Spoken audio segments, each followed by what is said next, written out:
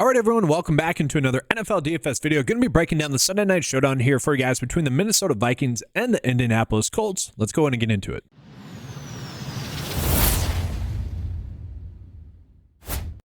So, as always, I like to start off with a quick game preview of this game. So, looking at this game, it is a decently high-scoring game, with the game total being right around 47 total points, with the Minnesota Vikings favored to win by 5 points. You could contribute that a little bit, I think, to TJ Hawkinson just being back, healthy and active. You're adding in one of the best tight ends in the league to this offense. Now it's going to even make it a little bit more potent there. I think Sam Darnold has a great chance to have a good game now as well. The thing is, both defenses kind of suck. It's like 47 points is a lot. At the same time, this almost seems too low.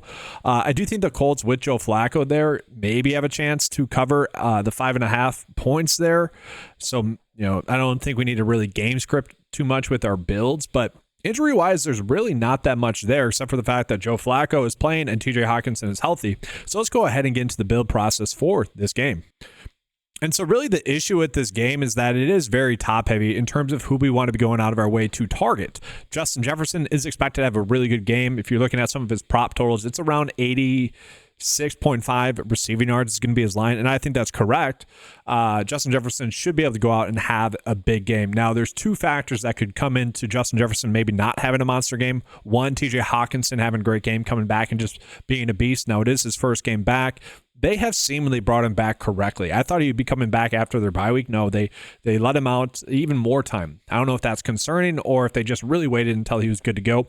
This is his first game back from injury, so I don't know if we really want to bank on him having a massive game, although it wouldn't be shocking, but that would be a reason as to why Justin Jefferson doesn't have a good game. But I think we'd also then have to bank on Jordan Addison, who's been complaining about his role, maybe getting some design touches in this offense as well.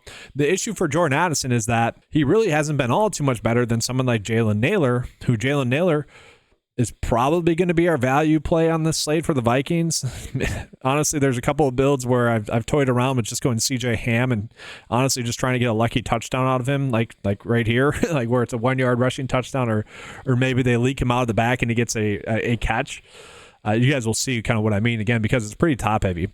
So really build process wise, Sam Darnold, I think, is kind of a must play on this slate. I think he's going to throw for multiple touchdowns. And I do think we really want to be going out of our way to target Justin Jefferson.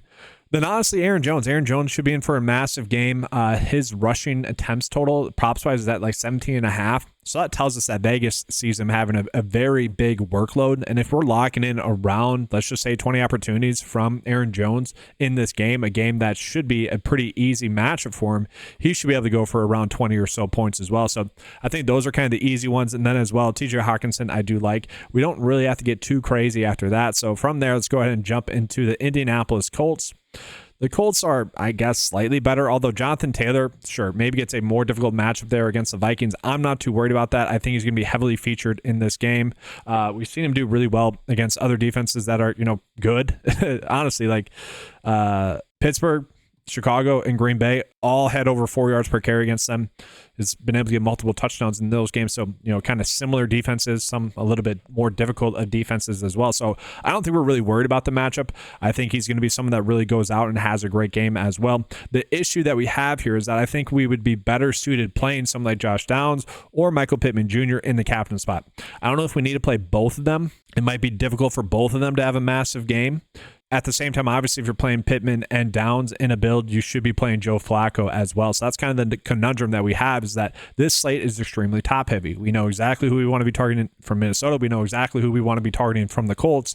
The issue that we have here is there's not that much value, like in terms of who we want to go out of our way to target. Like Mo Alley-Cox, can he catch a pass for us? Maybe. Like we look at the snaps, this is probably going to be where we have to get our value. Try to get lucky with a Kylan Granson catch or Drew Ogletree catch or Mo Alley-Cox catch. That's where we're going to have to go for value. We look at the receivers.